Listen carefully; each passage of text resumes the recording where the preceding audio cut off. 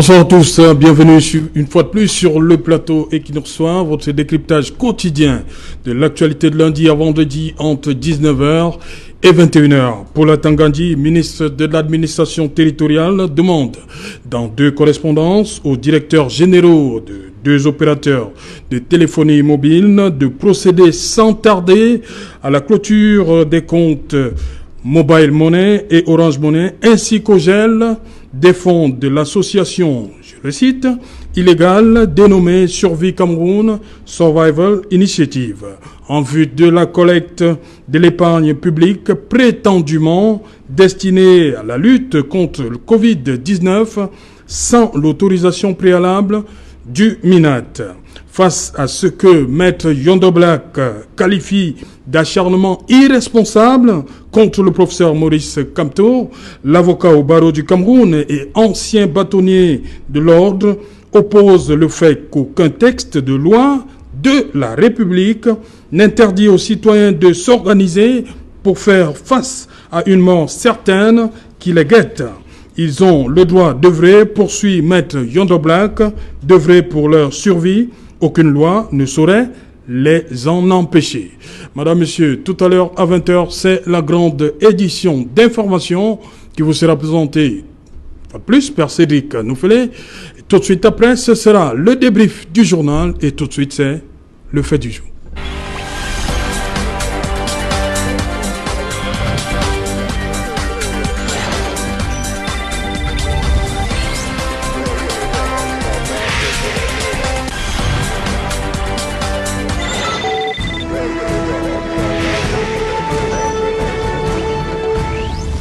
Opération Survie Cameroun Survival Initiative, le MINAT veut geler les comptes. Pour en parler, nous sommes à Douala avec, sur le plateau, Maître Roland Diewou. Bonsoir Maître. Bonsoir Monsieur Otou, bonsoir aux millions de téléspectateurs d'Equinox TV et je suis heureux de vous retrouver à l'occasion de votre rentrée, Monsieur Otou, même si vous avez été déjà là en début de semaine hier. Voilà, merci. Nous attendons le représentant du RDPC, il faut rappeler, c'est un secret polichinelle, Maître Roland Diewou, c'est le MRC et les alliés. Voilà, exactement, c'est le MRC et les alliés, parce qu'il faut toujours rappeler que la résistance au Cameroun aujourd'hui est le fait, non pas seulement du mouvement pour la renaissance du Cameroun, qui est certes la locomotive centrale, mais aussi de ses alliés que sont le mouvement Agir, conduit par le conseiller Christian Penda Ekoka. Il y a d'autres acteurs de la société civile qui se reconnaissent dans ce mouvement de la résistance. Je veux parler d'une association comme les Enfants de la Révolution, du rappeur bien connu, j'ai nommé le général Valsero. Donc c'est cette coalition-là qui, depuis le 7 octobre, et même un peu avant, conduit la résistance pacifique pour l'avènement d'un Cameroun nouveau, d'un Cameroun de liberté pour la renaissance nationale. Voilà, c'est compris Maître Roland Diewou du mouvement pour la renaissance du Cameroun et les alliés sur ce plateau. Nous attendons encore le représentant du RDPC en la personne de Maître Julius Achou. Nous allons donc dire bonjour également à Axel Ebé qui nous attend du côté de Yaoundé. Bonsoir Axel.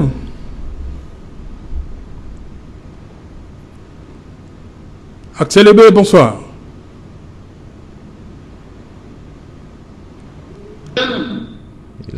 Bonsoir Serge Alain, j'espère que vous m'entendez bien. Ouais, parfait. Alors, bonsoir à votre invité de ce soir. Ouais. Pendant que le deuxième arrive, évidemment bonsoir à tous vos téléspectateurs. Voilà, Axel Ebé du PCRN, Parti camerounais pour la réconciliation nationale. Pour planter le décor, la thèse, il faut qu'il défende son projet. La thèse, c'est vous qui allez... Est-ce que vous avez l'impression, Maître Roland Diewou, qu'il y a une espèce d'acharnement face à ces multiples correspondances? C'est deux correspondances de trop aux directeurs généraux MTN et Orange?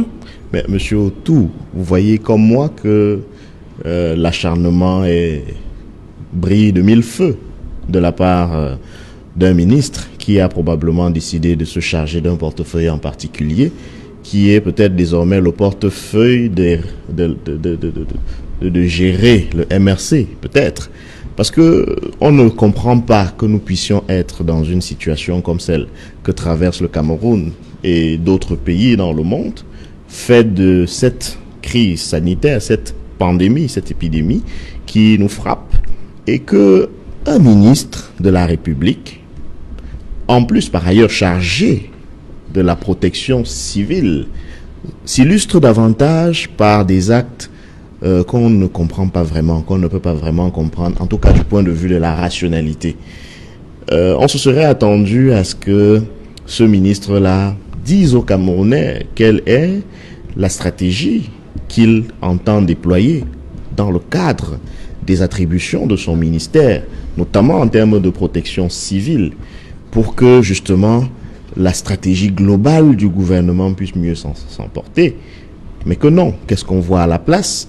On voit l'acharnement de ce même ministre, non même pas sur les initiatives qui pourraient, selon la logique de ce ministre-là, être en contrariété avec cette fameuse loi de 1983 qu'on est allé exhumer pour les besoins de la cause, mais parmi ces initiatives-là, une en particulier, celle dont l'initiateur a été le professeur Maurice Kamto, le président élu. On a vraiment, et c'est aujourd'hui tout à fait visible par tout le monde, même ceux qui ne sont pas très avertis de la scène politique, qu'il y a comme une sorte d'acharnement, et cela ne grandit pas. Ne grandit pas le gouvernement. Cela ne grandit pas l'idée de la République, de la chose publique, de la res publica. Cela ne grandit pas non plus l'image que nous projetons, non seulement vis-à-vis de nos concitoyens, mais aussi à ceux qui observent, qui regardent comment le Cameroun fonctionne. Vous voyez bien que partout ailleurs, on a prêché par le consensus. On a essayé de trouver le plus possible les ponts et pas des murs. Les ponts pour que les différents segments de la société, notamment politique, puissent trouver ensemble les meilleurs moyens de venir à bout de cette pandémie. Mais au Cameroun, on observe par contre qu'il y a un ministre en particulier qui retrouve son latin et retrouve sa plume presque exclusivement lorsqu'il faut s'acharner, lorsqu'il faut attaquer, lorsqu'il faut jeter comme ça à la vindicte populaire les initiatives qui sont soit menées par le professeur Maurice Kamto, soit par le MRC ou à leur initiative. Cela est quelque peu préoccupant. Et avant de peut-être rentrer dans une discussion de ces derniers faits d'actualité de ce ministre-là, on aurait vraiment aimé s'en passer.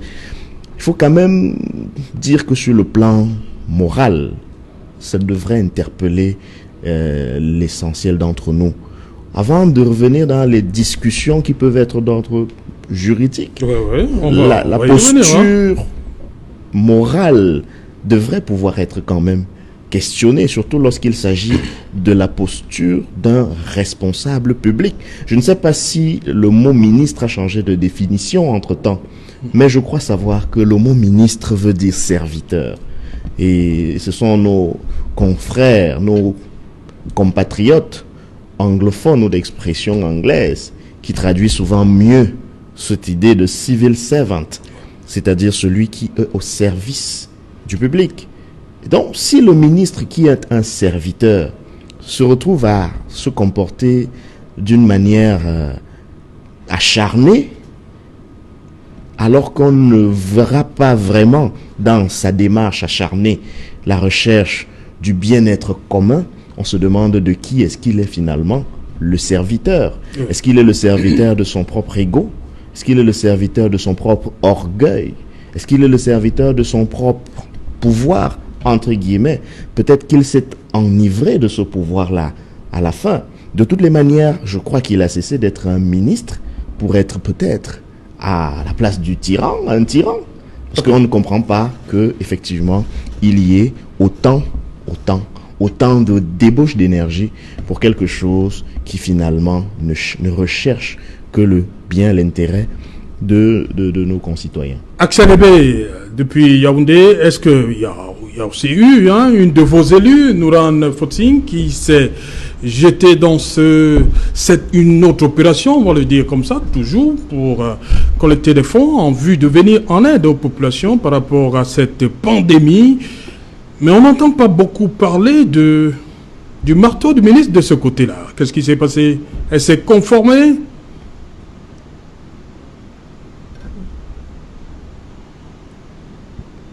Est-ce que vous m'entendez? Oui. Je disais déjà, lorsque vous dites qu'on n'entend pas beaucoup parler du marteau du ministre de ce côté-là, je vous trouve un peu gentil parce que l'honorable Nouran Fotsing a également reçu des remontrances de la part du MINAT et même de la part du ministre du Travail qu'allait-il chercher là. Je ne sais pas très bien, mais Grégoire Ouna, le ministre, s'est également permis d'adresser, d'avoir une adresse à son endroit afin de lui demander justement de revoir sa copie dans ce sens-là. Mais bon, en fait, j'ai entendu des choses très intéressantes de la part de Maître Djéou. Maître Djéou, oui. C'est vrai qu'en temps de guerre, je pense parce que nous sommes dans une guerre sanitaire, je pense qu'il est vraiment important que chacun puisse prendre ses responsabilités pour essayer d'apporter sa pierre à l'édifice. Ça ne vaut peut-être pas grand-chose à l'échelle d'un État, mais chacun doit pouvoir se donner les moyens d'entrer dans cette lutte pour justement remporter la bataille. Maintenant, pour revenir sur cette guerre lancée par, je sais d'ailleurs pas lancée par qui, la guerre entre le gouvernement et le MRC, du moins l'association. Vous pensez que c'est un acharnement, Axel Ebé? C'est un acharnement?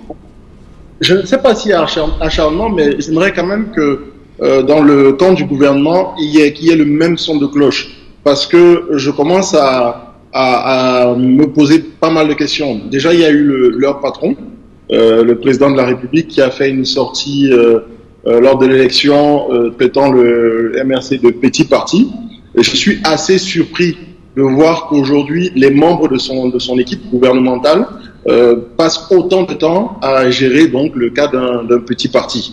Bon, quand ce n'est pas le MINAT qui publie un courrier qui se retrouve, je ne sais trop comment, sur les réseaux sociaux, c'est le ministre Grégoire Ouna qui poste des tweets, on va même jusqu'au professeur Famed Nongo qui met tout son art et sa science au service d'une attaque un peu puérile à mon sens, parce qu'il a quand même rédigé plus d'une dizaine de pages, d'ailleurs de très très grande qualité, c'est dire si n'est pas professeur en sémiologie qui veut, mais qui peut. Mais j'aurais aimé voir son talent dans des études scientifiques plutôt que dans une petite guéguerre, parce que pendant ce temps, les Camerounais meurent. Pendant ce temps, les Camerounais sont contaminés par le coronavirus, et je pense qu'il y a urgence. Donc je crois que pour une fois, d'ailleurs ce sera sans doute pas la première fois dans l'histoire de notre nation, mais probablement dans l'histoire de notre génération, pour une fois il nous faut nous réunir, il faut vraiment une unité, une solidarité nationale pour pouvoir vaincre cette pandémie. Parce qu'elle ne s'attaque pas à des RDPcistes, à des MRCistes, à des PCRnistes ou à des SDFistes, mais elle s'attaque bien aux Camerounais. Pire encore, elle s'attaque à l'espèce humaine. Donc c'est une guerre à l'échelle mondiale où tous les humains doivent être du même côté. Je pense que dans les deux camps, il faut vraiment revenir à de meilleurs sentiments. Et bon, j'espère qu'on va bien se rendre compte que ce qui a sauvé là, c'est l'espèce humaine, et pas un parti ou un gouvernement et autres. Ok. Mendiru, oui. Voilà, Mendiru, revenons sur... parce que le ministre utilise, depuis que cette affaire a commencé, des termes, on va commencer, il insiste sur une association illégale, dénommée Survie Cameroun. Illégale. une association illégale? Alors, est-ce que vous avez fait le nécessaire pour être à la page de ce côté-là, avec l'AT? Je crois que le MINAT s'est empressé d'aller un peu vite en besogne. Lui, il parle de l'association Survie Cameroun, en lui accolant le substantif illégal. Nous, on parle de l'initiative Survie Cameroun. Et c'est vraiment là toute la différence. Une association est une personne morale, un regroupement de personnes. Une initiative, ce n'est pas du tout cela. Ce n'est pas du tout la même chose. Je vais peut-être convoquer une image que beaucoup d'entre nous connaissons. Si M. Otou décide d'aller dans son village et que je lui dise, y allant, est-ce que tu peux ramener un présent que je souhaitais offrir à ma mère qui elle aussi est au village? Est-ce que vous pouvez me l'emporter avec vous? Est-ce que M. Otou et moi avons créé une association? Je crois que non. Mais M. Otou peut parfaitement m'aider à conduire ce cadeau à la personne que je vise, sans être une société de transfert de colis, sans être même une société de transfert d'argent d'ailleurs, puisqu'il peut s'agir de l'argent. Et M. Otou n'ira jamais demander une autorisation pour pouvoir recevoir cette somme que j'entends remettre à ma mère. Ça, c'est premier niveau. Je prends un autre cas. S'il se trouve que son village a été sinistré et qu'il décide, même sans nous dire, d'aller là-bas apporter une assistance, qu'est-ce qui empêche que d'autres personnes, au lieu d'avoir à se déplacer elles-mêmes, disent à M. Otou, ok, comme tu y vas, emporte avec toi nos dons pour faire face à ce sinistre. Est-ce que M. Otou serait en train d'appeler à la générosité de ceux qui se sentent concernés par la tragédie? Il n'a appelé personne en fait. C'est chacun qui s'est senti conscient de ce qu'il pouvait faire et a trouvé en lui le canal par lequel il pouvait passer pour apporter son assistance. Je prends ces deux figures pour vous dire qu'on tape sur du vent en fait. Il n'y a pas eu en quelque sorte une organisation dont l'objectif serait d'appeler les Camerounais à lui donner de l'argent en vue de faire ci ou de faire ça. Le fait que cela s'appelle initiative veut dire que un citoyen camerounais, un leader d'opinion, a appelé ses concitoyens à un sursaut de conscience et a proposé, ou d'ailleurs s'est proposé de coordonner éventuellement la réalisation de cet objectif commun. C'est donc pour ça qu'en droit on parlera de sui generis. Oui. Ce n'est pas une notion qui existe à la base. Et donc quand on va chercher dans le droit des associations, c'est un peu faire fausse route de notre point de vue. Et c'est tout le problème. C'est tout le problème parce que à ce moment-là, le principe de la nécessité fait que on ne se préoccupe pas d'abord de savoir quelle est la forme. On ne se préoccupe pas d'abord de savoir si c'est une association déclarée avec récépissé. Non. Monsieur Otou nous a pas commencé par se dire, est-ce que je suis une entreprise ou une association qui peut recevoir des dons pour aller les remettre au village? Il dit, ok, j'ai de la place dans mon véhicule. D'accord, mettez et j'irai. Maintenant, si la démarche était une autre, si la démarche consistait pour Monsieur Otou à aller de porte en porte ou de bureau en bureau voir ses collègues pour leur dire, bon, écoutez, moi j'ai envie de faire telle ou telle chose. Remettez-moi vos dons et j'irai. Il serait en train de solliciter. Vous voyez la démarche? Quand vous allez vers des gens, vous sollicitez leur générosité. Dans le cas d'espèce, vous avez parfaitement vu que personne n'est jamais venu toquer à votre porte, Monsieur Otou, pour vous demander de contribuer à l'initiative Survie Cameroun Survivor. Non, c'est chacun qui se dit, ok, bon, je pense que je peux apporter 1000 francs. Je fais ça comment? On lui dit, ok, si vous pensez que vous avez 1000 francs à apporter, voici le canal par lequel vous pouvez mettre dans la cagnotte votre contribution. Voilà. Si vous êtes à l'étranger, voici les moyens de paiement disponibles pour ça. Mais personne ne vient vous dire agissez ou n'agissez pas. C'est vraiment sur une base libre et volontaire. Voilà. Et justement, le président du Management Committee SCSI, Christian Pendey-Coquin, il dit, pour corroborer à ce que vous dites, l'initiative, pour donner le nom, l'initiative de solidarité populaire et non partisane. Tout à fait. Le ministre lui parle d'association. C'est pour ça que je vous dis que le ministre sait seul de quoi il parle. Mais là, en plus, il ne fait pas seulement cette première erreur. Il fait une deuxième erreur. Parce que supposons maintenant qu'il s'agissait d'une association illégale. D'abord, je rappelle que le régime des associations au Cameroun, c'est la déclaration. Et la loi n'a jamais dit qu'une association non déclarée n'est pas une association. Oui. Ou en tout cas, pour sortir des débats trop techniques, disons que tant qu'une association n'a pas été déclarée, elle ne peut pas rester en justice. Donc, elle ne peut pas avoir juridiquement la personnalité, ou la personnalité légale, ou la personnalité juridique, ou la personnalité morale, pour être plus exact. Mais nous savons tous que dans nos chaumières fonctionnent des associations non déclarées. Les tontines, les regroupements communautaires, très souvent, la plupart du temps, sont des regroupements de type associatif, mais de type associatif informel, qui n'ont pas, généralement, de récépissé de déclaration. Tant que le besoin d'ester en justice et de revendiquer la qualité d'association ne se pose pas, techniquement, il n'y a pas de problème.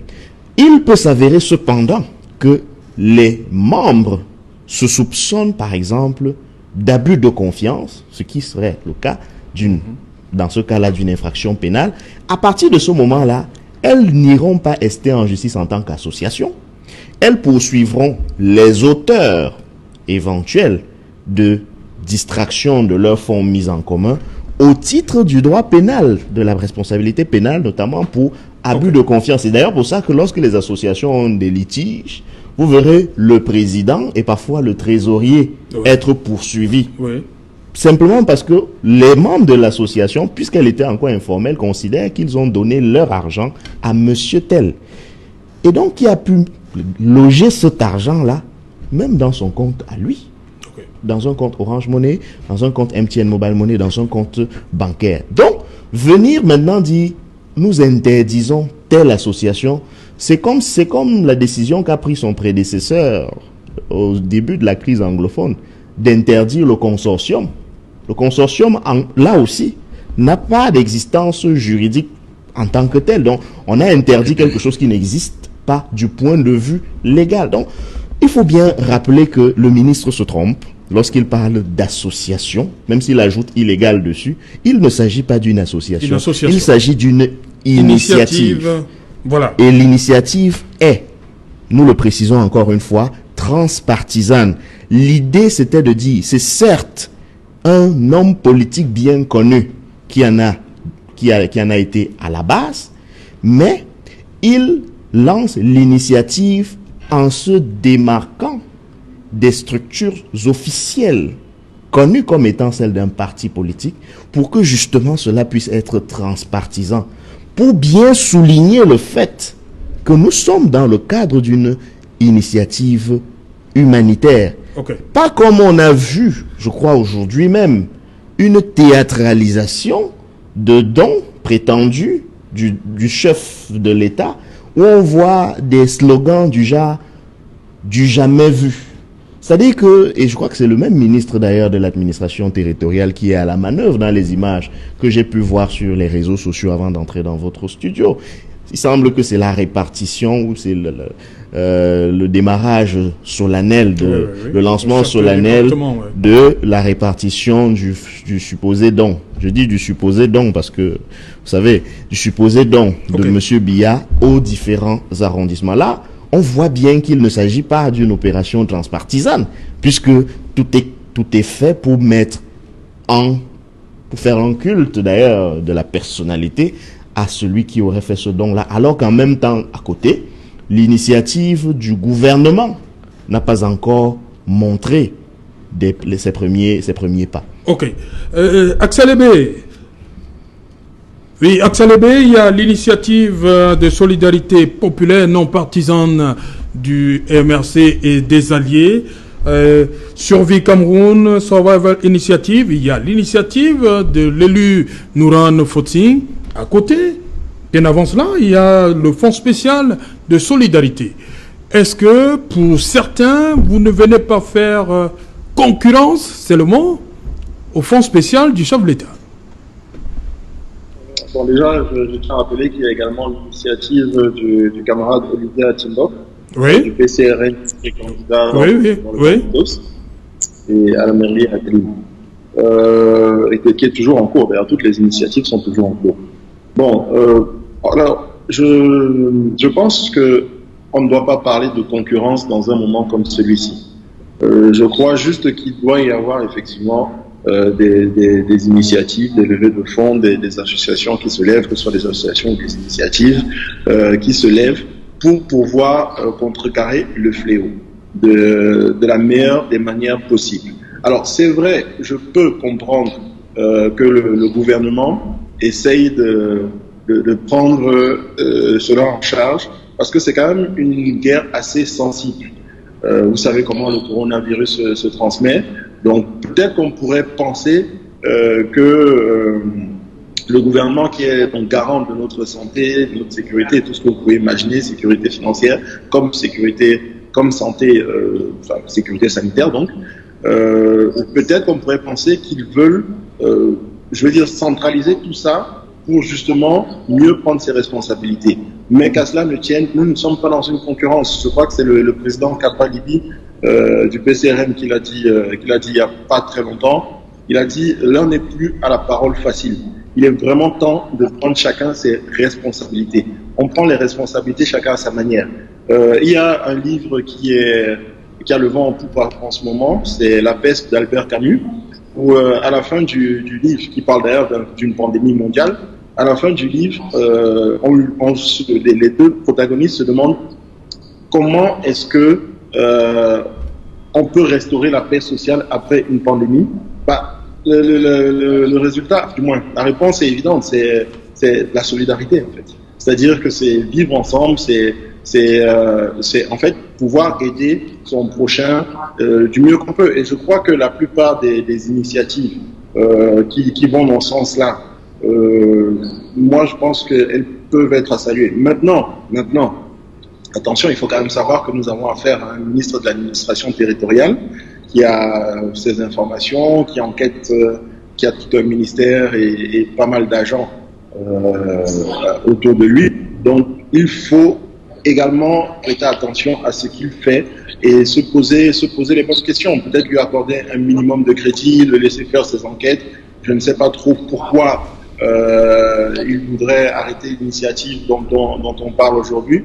Mais bon, comme il a d'ailleurs voulu arrêter l'initiative de l'honorable Fotsing, qui a d'ailleurs entraîné une correspondance de sa part à l'endroit du ministre, et même qui l'a poussé à aller rencontrer le ministre de la Santé également.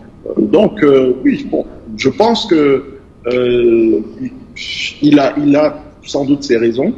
Et bon, tout ce que je réclame vraiment, c'est que j'appelle aux deux camps à plus de responsabilité, qu'on se retrouve vraiment et qu'on se rend compte que le mal est parmi nous, en fait. Je crois qu'on est déjà à plus de 1000 cas dans le Cameroun.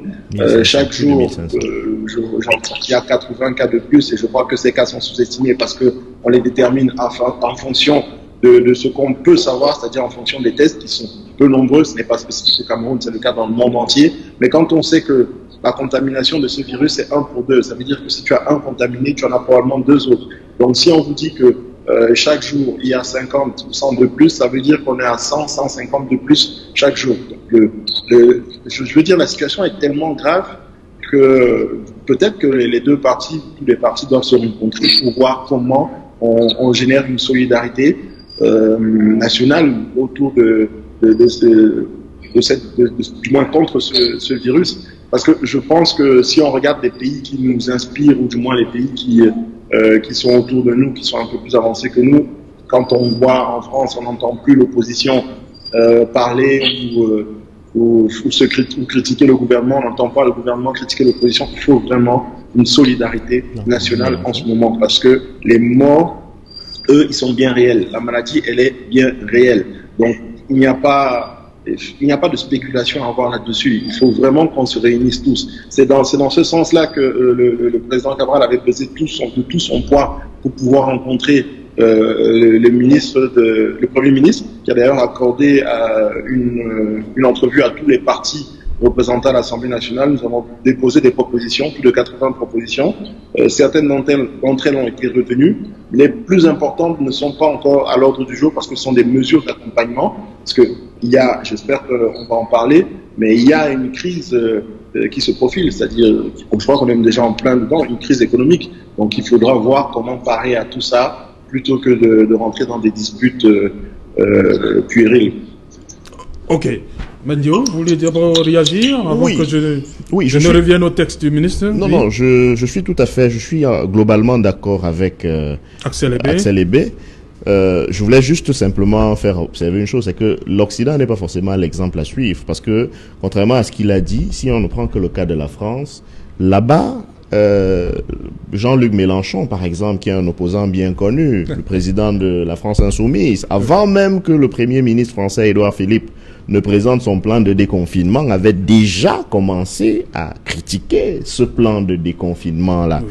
Donc, quand je même dis à Madagascar, hein, l'opposant éternel. Tout à fait, l'ancien président. Tout à fait, ancien président. Il est contre la trouvaille. Oui. Ça me rappelle une. Il demande d'être prudent. Personne ne peut être d'ailleurs contre le principe de précaution, le principe de prudence. Oui. Donc, vous voyez, on est là dans le champ des idées et du débat public.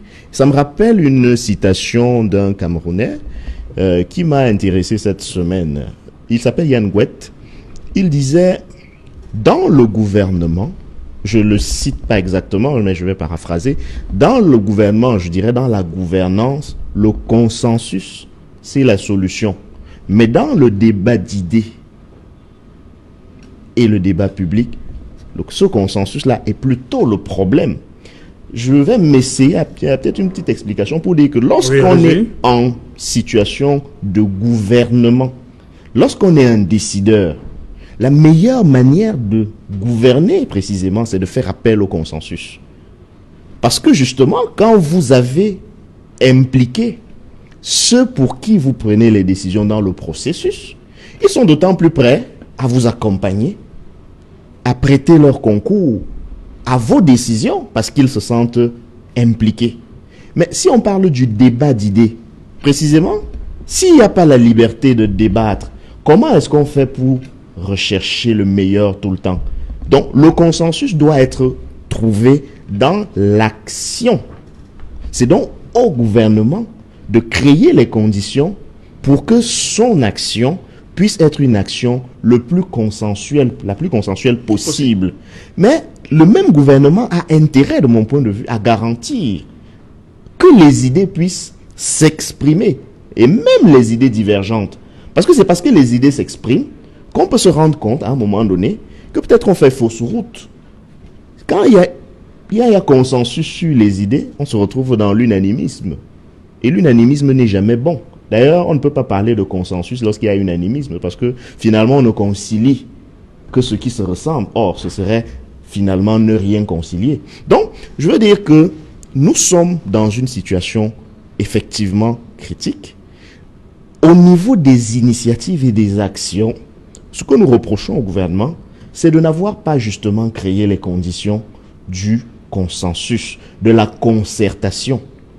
Et en plus de cela, ce gouvernement qui, à son habitude, ne supporte pas toujours la pensée contraire, s'acharne, en plus de ne pas être consensuel sur les actions, s'acharne à combattre les idées et les opinions qui peuvent lui apparaître comme des opinions contraires. Voilà. C'est d'autant plus visible qu'on est allé exhumer Il faut que je le rappelle aux téléspectateurs. Non, pourquoi exhumer? Exhumer parce que la fameuse loi de 83. La fameuse loi sur l'appel à la générosité publique date quand même de 1983. Oui. Et nous savons bien qu'en 1983, au Cameroun, nous étions encore sous le régime du parti unique. Et donc, c'est Montesquieu qui parlait de l'esprit des lois. S'il y a un esprit à cette loi ou à ces lois d'avant l'ère des libertés de 1990, c'est bien l'esprit de la répression. C'est bien l'esprit, pas seulement de la répression, mais surtout de la pensée unique.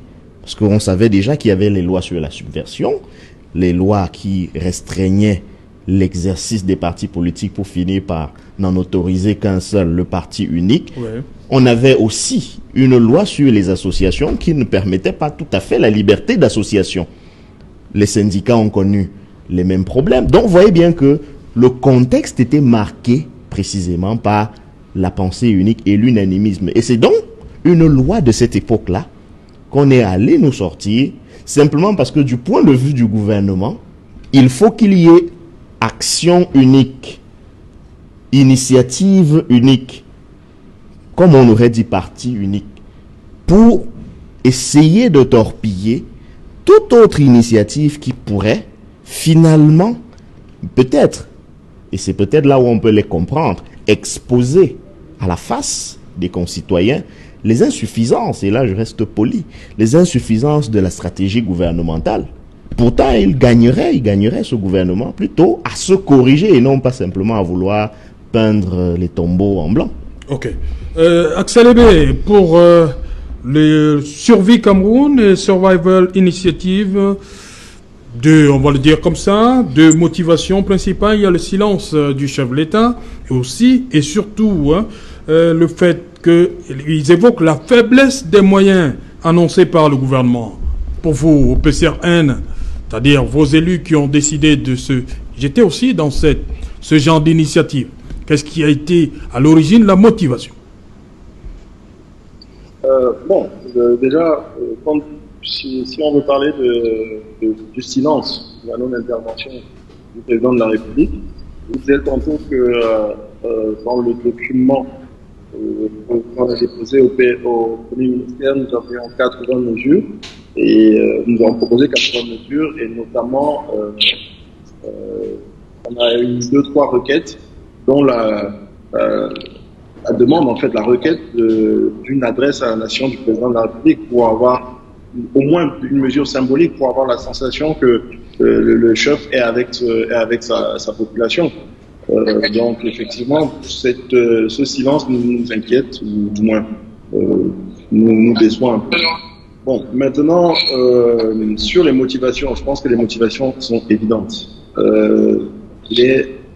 La pandémie est réelle, comme je le disais tantôt. Il ne s'agit pas d'un mauvais rêve. Donc, pour nous, ça a juste été évident de s'organiser du mieux qu'on pouvait. Vous avez parlé des initiatives de Nouran, il y a eu les initiatives d'Olivia Timbok, il y a eu également l'honorable Biba dans la Sanaga maritime, il y a eu nos maires qui se sont déployés. Je pense que c'est évident de faire preuve de solidarité dans des moments comme ceux que nous vivons actuellement. Et puis, bien sûr, comme je le disais tantôt, il y a une crise économique qui se profile. Nous sommes déjà presque en plein dedans parce que ce coronavirus est venu nous trouver dans une crise du pétrole où, je tiens quand même à le préciser, il y a à peu près une semaine, nous nous sommes retrouvés dans une situation inédite pour notre génération où le baril du pétrole est passé en dessous de zéro. On a atteint les moins $40. Donc je pense que la situation est extrêmement grave et je crois que pour un parti politique comme le PCRN qui tend à diriger la nation, il fallait évidemment faire preuve de solidarité. Il fallait évidemment être proche des Camerounais. On le dit tout le temps. Pour nous, c'est l'humain au centre des priorités. Donc, ça tombe sous le sens. Il fallait juste avoir un comportement humain dans ce genre de situation. Ok. Maintenant. Oui, allez-y, Axel. Est-ce qu'on peut vraiment parler de faiblesse de l'État? en fait, Non, il parle de la faiblesse des moyens par rapport à l'enveloppe. Quand on regarde ce que les voisins et les autres, ce qui se fait autour de nous, ils évoquent la faiblesse des moyens mis à leur disposition par rapport à ce Covid. La faiblesse de l'enveloppe.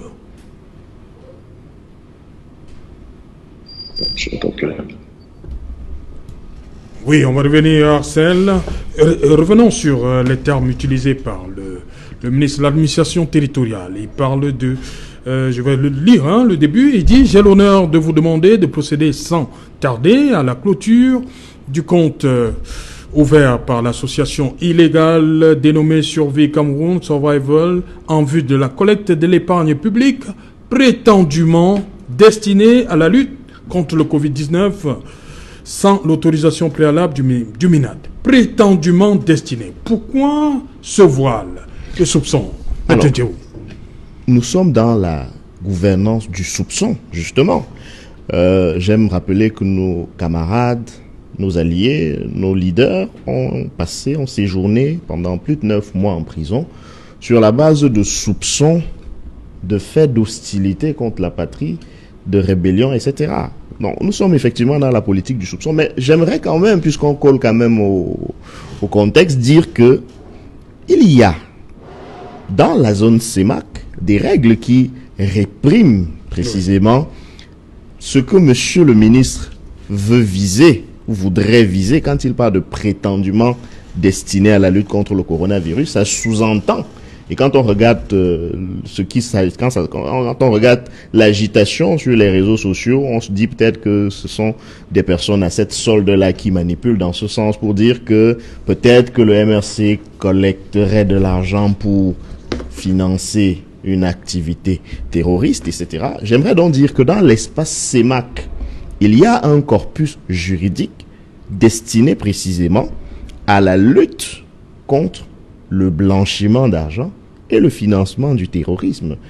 C'est un règlement CEMAC, du reste. Mais malheureusement pour monsieur le ministre, malheureusement pour lui, même dans ce cas-là, s'il y a soupçon de blanchiment d'argent et de financement du terrorisme, il ne revient pas au MINAT de faire ou de bloquer bloquer les comptes, non, clôturer les comptes ou geler les avoirs.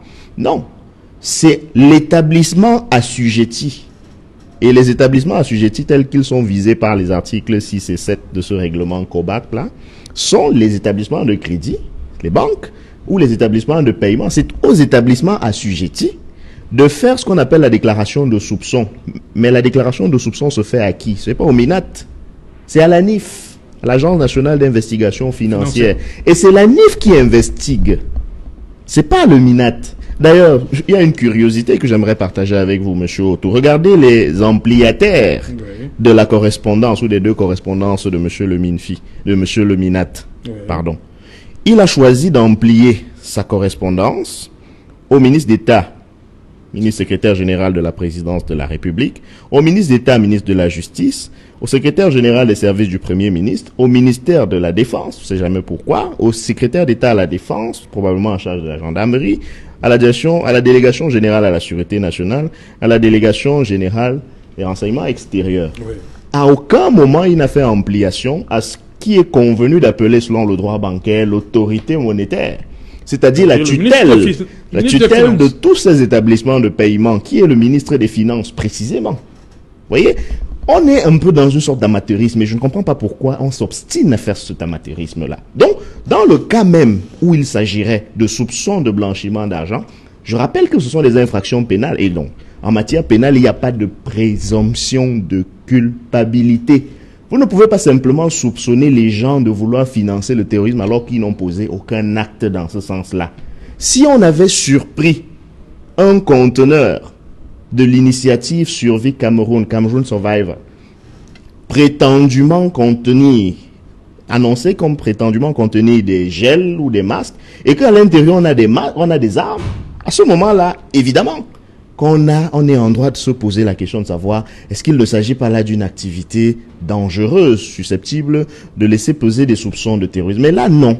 Et on n'est même pas encore à une phase comme celle-là, que monsieur le ministre a déjà des soupçons. Et même s'il avait donc ces soupçons, et même si ces soupçons étaient fondés, je rappelle dans les points de droit qui disent que il ne reviendra pas à lui, ministre de l'administration territoriale, mais à l'Agence nationale d'investigation financière d'instruire une enquête à ce sujet. Elle dispose, cette agence-là, d'un certain nombre de moyens, effectivement, qu'elle peut mettre en œuvre pour faire son travail. Je crois savoir que si la NIF jusqu'ici ne s'est pas prononcé sur cette question, c'est bien parce qu'il ne lui a pas semblé que cela sortait de l'ordinaire. Oui. J'ajoute donc, et c'est une remarque que je veux faire, c'est que vous avez donc des investisseurs qui viennent dans votre pays et qui se lancent dans des activités comme celle-ci, d'ailleurs de forte technologie. Et vous devez subir, en tant qu'investisseur, la pression d'un membre du gouvernement qui s'avère être une pression peut-être illégale, peut-être une sorte d'abus de pouvoir. Vous pensez vraiment que c'est une manœuvre qui peut encourager les investisseurs à venir investir au Cameroun? Quand ils voient qu'au Cameroun, on peut recevoir un courrier du MINAT qui s'immisce dans une affaire bancaire, alors que vraiment, de presque tous les points de vue, il n'a rien à y voir. Et je rappelle que les dispositions qui régissent le droit bancaire au Cameroun sont issues pour l'essentiel de règlements CEMAC. Et donc, en vertu du principe que tous les juristes connaissent, celui de la hiérarchie des normes juridiques, même si ça devait concerner ces règles-là, elles sont supérieures. La hiérarchie des normes juridiques, ces règles-là sont supérieures, notamment à la loi de 90, sur les partis politiques, par exemple, ou même à celle de 83 qu'on a évoquée, sur l'appel à la générosité publique, pour dire que il faut se conformer que lorsqu'on s'adresse à des acteurs du secteur bancaire, suivant les prescriptions contenues dans la réglementation en la matière. Ok, Axel Ebé, rapidement, en quelques secondes, on parlait de la faiblesse des moyens annoncés par le gouvernement, une des motivations de ceux qui sont à l'origine de l'initiative Cameroun Survival. Est-ce que c'est la même motivation pour vous, PCR? L'une des motivations, on va le dire.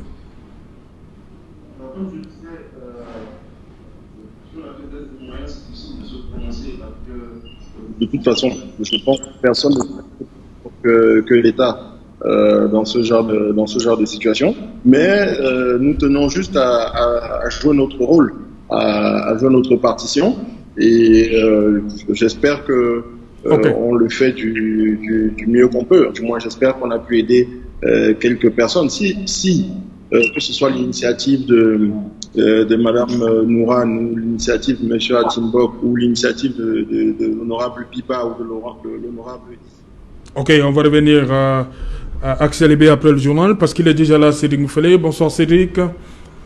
Bonsoir, ce soir. Bonsoir Serge Alain, bonsoir à vos invités. Ce soir, nous ferons le point sur l'aménagement des nouveaux sites censés accueillir les patients du Covid-19. Vous vous en souvenez, au début du mois d'avril 2020, le gouvernement avait annoncé la réquisition des bâtiments et stades pour renforcer sa riposte contre la pandémie du Covid-19. 3 semaines plus tard, aucun nouveau site n'est prêt à Yaoundé pour accueillir les malades. Pourtant, le nombre de cas se multiplie. Qu'est-ce qui explique ces lenteurs dans l'aménagement de ces infrastructures?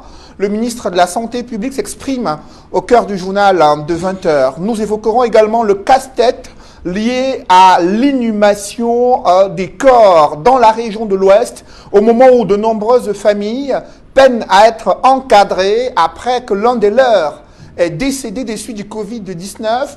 Autorités administratives se mobilisent dans la région de l'Ouest pour tenter de surveiller l'arrivée de toutes les différents corps qui arrivent dans la région de l'Ouest afin de savoir si oui ou non il s'agit d'une personne décédée des suites du Covid-19.